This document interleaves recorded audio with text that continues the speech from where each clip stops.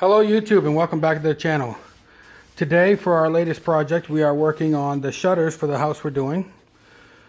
These are the shutters. Now what we're doing is we're taking a brush and we are cleaning out the cobwebs, getting the dirt off. We have to finish taking out the screws that we did not take out on site.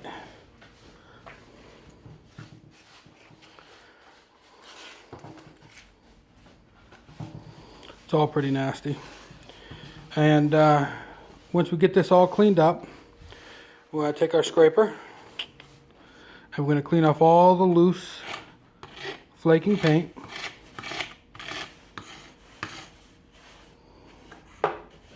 Get it all prepped up, nice and ready. And then once that's done, then we got to do visual inspection, see any damage, see if there's any slats that are missing. If so, we got to repair them. We've got to then clamp it together with for any repairs that have been done. Next thing on the list is to paint it, which he's doing now. He's putting on a nice thin layer. Will soon be a nice thick layer to cover everything, make it look pretty. Here are some of the ones that we've done already. They're still wet. We got them lightly stacked up here, so that way there's no wet paint on wet paint, anything sticking together. Well,